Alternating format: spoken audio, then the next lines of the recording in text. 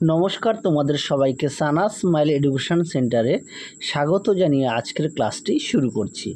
আজকে তোমাদের সঙ্গে আলোচনা করব একাদশ শ্রেণীর প্রথম সেমিস্টার পুষ্টিবিজ্ঞান বিষয়ে 2.1 থেকে পুষ্টিতে কার্বোহাইড্রেট এই অধ্যায় থেকে গুরুত্বপূর্ণ 60টি এমসিকিউ প্রশ্ন তার উত্তরের সমাধান করে দেখাবো।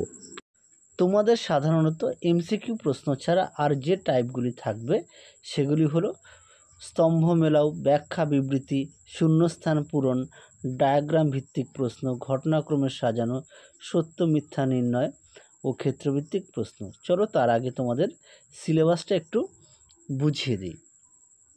দেখে নাও তোমাদের পুষ্টিবিজ্ঞান বিষয়ের সিলেবাসটা একটু দেখে নাও, সুন্দর করে দেওয়া আছে কোন কোন অধ্যায় থেকে তোমাদের পরীক্ষায় প্রথম সেমিস্টারে থাকবে।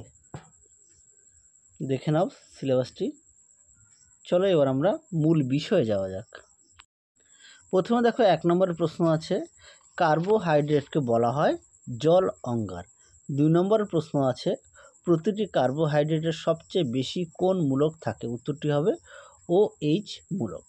3 দাগের প্রশ্ন দেখো, কার্বোহাইড্রেটকে সাধারণভাবে বলা হয় সুগার। পরবর্তী প্রশ্ন দেখো 4 দাগের। তার আগে বলি, তোমাদের আগের ভিডিওতে আমরা তোমাদের একাদশ শ্রেণীর প্রথম সেমিস্টারের ইতিহাস, ভূগোল, বাংলা, রাষ্ট্রবিজ্ঞান, পুষ্টিবিজ্ঞান সমস্ত বিষয়ে সমাধান করে দেওয়া আছে। তোমরা অবশ্যই যারা দেখোনি অবশ্যই আমাদের প্লেলিস্টে গেলে পেয়ে যাবে। চলো পরবর্তী প্রশ্ন দেখো 4 দাগের। পাউরুটি ও বিস্কুট প্রস্তুত হয়? উত্তরটি হবে দানা শস্য থেকে। 5 দাগের প্রশ্ন দেখো, কোন ফলে কার্বোহাইড্রেট বেশি পরিমাণে থাকে? উত্তরটি হবে কলা। 6 দাগের প্রশ্ন দেখো, একটি প্রাণীজ শর্করা হলো? উত্তরটি হবে গ্লাইকোজেন। পরবর্তী প্রশ্ন দেখো 7 দাগের, মধু ও গুড় হলো কার্বোহাইড্রেটের উৎকৃষ্ট উৎস। 8 দাগের প্রশ্ন দেখো, চালে কত শতাংশ কার্বোহাইড্রেট থাকে? উত্তরটি হবে 78.9%। 9 দাগের প্রশ্ন দেখো, মধুতে কত শতাংশ কার্বোহাইড্রেট থাকে? উত্তরটি হবে 80%। পরবর্তী প্রশ্ন দেখো 10 দাগের। যে কটা প্রশ্ন দেওয়া আছে প্রতিটা প্রশ্নই গুরুত্বপূর্ণ, তোমরা অবশ্যই বাড়িতে খাতায় লিখে নিয়ে পড়বে, আর অবশ্যই তোমরা এর সাথে পাঠ্য বইটি খুঁটিয়ে পড়বে। যে একক শর্করাতে 5টি কার্বন পরমাণু থাকে তাকে বলে পেন্টোজ। 11 দাগের প্রশ্ন দেখো, একটি পেন্টোজের উদাহরণ হলো? উত্তরটা হবে জাইলোস। 12 দাগের প্রশ্ন দেখো, গ্লুকোজের উপস্থিতি মূলকটি হলো CHO। 13 দাগের প্রশ্ন দেখো, গ্লুকোজকে বলা হয় অ্যালডোস। 14 দাগের প্রশ্ন দেখো, ফ্রুক্টোজকে বলা হয় কিটোজ। 15 দাগের প্রশ্ন দেখো, হেট্রোগ্লাইকেন হলো একটি পলিস্যাকারাইড। পরবর্তী প্রশ্ন দেখো 16 দাগের, মনোস্যাকারাইড সাধারণত গন্ধহীন। 17 দাগের প্রশ্ন দেখো, একক শর্করাকে বলা হয় মনোস্যাকারাইড। 18 দাগের প্রশ্ন দেখো, গ্লুকোজ একটি? উত্তরটি হবে এক শর্করা। প্রশ্ন দেখো 19 দাগের, মস্তিষ্ক কোন সরল শর্করা থেকে শক্তি সংগ্রহ করে? উত্তরটি হবে গ্লুকোজ। 20 দাগের প্রশ্ন দেখো, ফলে প্রধানত কোন শর্করা থাকে? উত্তরটি হবে ফ্রুক্টোজ। 21 দাগের প্রশ্ন দেখো, মধুতে ফ্রুক্টোজের পরিমাণ হলো? উত্তরটি হবে 30% থেকে 40%। পরবর্তী প্রশ্ন দেখো 22 দাগের, দেহে কোন অঙ্গে ফ্রুক্টোজ গ্লুকোজে রূপান্তরিত হয়? উত্তরটি হবে অন্ত্র ও যকৃৎ। 23 দাগের প্রশ্ন দেখো, বিজারণধর্মী শর্করায়?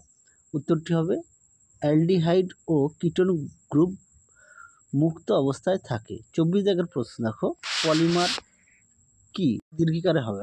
উত্তরটা দেখো, 10 বা তার বেশি অণু একে অপরের সঙ্গে পরপর যুক্ত হলে যে উচ্চ আণবিক ভর বিশিষ্ট যৌগ গঠিত হয় তাকে পলিমার বলে।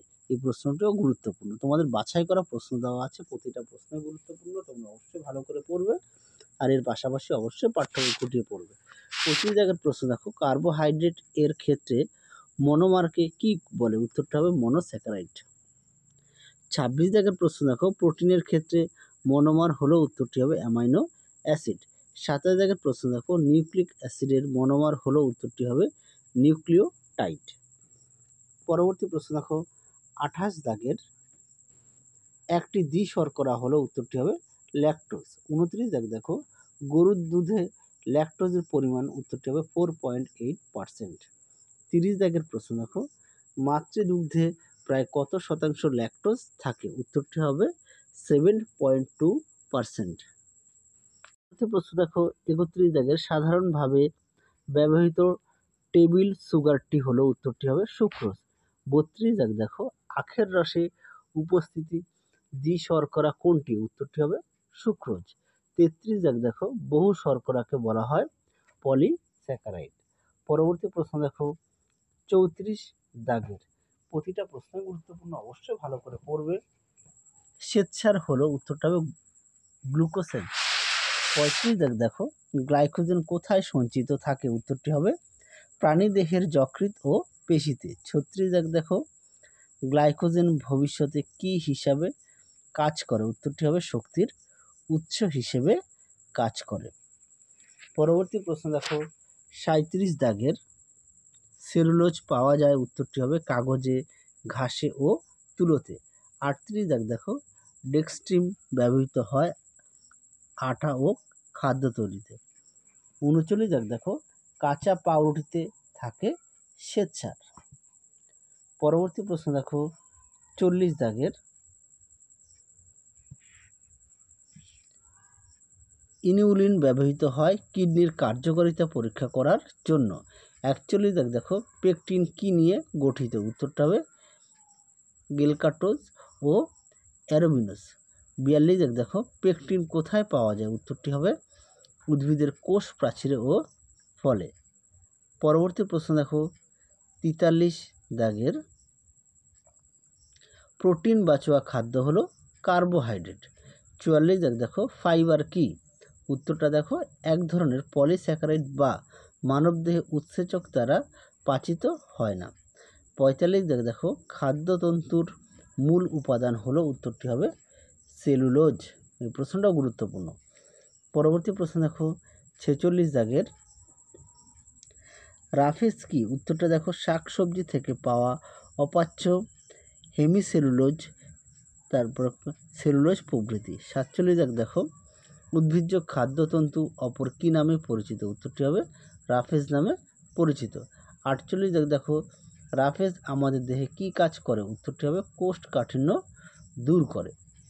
পরবর্তী প্রশ্ন দেখো 49 দাগের, ফলের মধ্যে থাকা দ্রবণীয় খাদ্যতন্তুটি হলো পেকটিন। 50 দাগ দেখো, খাদ্যতন্তু কিভাবে কোষ্ঠকাঠিন্য দূর করে, উত্তরটা দেখো খাদ্যতন্তু অতিরিক্ত জল ধারণ করে, মলের আয়তন বাড়ায় ও মলকে নরম করে। পরবর্তী প্রশ্ন দেখো 51 দাগের, খাদ্যতন্তু কিভাবে মধুমেহ রোগ প্রতিরোধে সাহায্য করে, উত্তরটা দেখো প্রস্টিকনালী থেকে অতিরিক্ত গ্লুকোজ শোষণে প্রতিরোধ করে রক্তে শর্করার পরিমাণ কমায়। 52 দাগ দেখো, প্রাপ্তবয়স্ক ভারতীয়দের ক্ষেত্রে খাদ্যস্থ তন্তুর দৈনিক চাহিদা কত, উত্তরটা হবে 25 থেকে 30 গ্রাম। পরবর্তী প্রশ্ন দেখো 53 দাগের, খাদ্য অতিরিক্ত সেলুলোজ কোন খনিজ লবণ শোষণে বাধা দেয়, উত্তরটি হবে ক্যালসিয়াম ও ম্যাগনেসিয়াম। 54 দাগ দেখো, দন্তক্ষয়ের কারণটি হলো, উত্তরটি হবে কার্বোহাইড্রেট জাতীয় খাদ্য দাঁতের গোড়ায় ব্যাকটেরিয়ার সাহায্যে পচে যায়। পরবর্তী প্রশ্ন দেখো 55 দাগের, আমাশয় হওয়ার আশঙ্কা থাকে, উত্তরটা হবে অত্যাধিক পরিমাণে খাদ্যতন্তু খেলে। 56 দাগ দেখো, কোনটি বেশি পরিমাণে খেলে দাঁতের ক্ষয় হয়, উত্তরটি হবে চকলেট জাতীয় খাবার খেলে।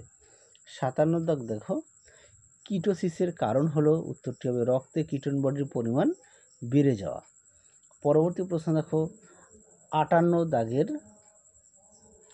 খাদ্য কার্বোহাইড্রেটের অভাব হলে কিভাবে শক্তি উৎপাদিত হয়, উত্তরটি হবে প্রোটিন ভেঙে। 59 দাগ দেখো, কার্বোহাইড্রেটের অভাব হয় কিটোসিস ও হাইপোগ্লাইসেমিয়া। 60 দাগের প্রশ্ন দেখো, কিটোসিসের লক্ষণ হলো, উত্তরটি হবে জলের ঘাটতি, অত্যাধিক ক্লান্তি ও ইলেকট্রোলাইটের ঘাটতি। তাহলে এই ভিডিওতে আমরা 60টি প্রশ্নের উত্তর সহকারে আলোচনা করে দিয়েছি, গুরুত্বপূর্ণ। তোমাদের আগের ভিডিওতে আমরা একাদশ শ্রেণীর প্রথম সেমিস্টারের ইতিহাস, ভূগোল, রাষ্ট্রবিজ্ঞান, পুষ্টিবিজ্ঞান, দর্শন, বাংলা সমস্ত বিষয় আমরা সমাধান করে দেখিয়ে দিয়েছি। তোমরা যারা এখনও দেখোনি আমাদের প্লেলিস্টে গেলে পেয়ে যাবে। তাহলে চলো আজকের মতো এখানেই সমাপ্ত করছি। আবার দেখা হবে খুব শীঘ্রই তোমাদের পরবর্তী ভিডিওতে। তোমরা সবাই সুস্থ থেকো, ভালো থেকো। আজকের মতো টাটা।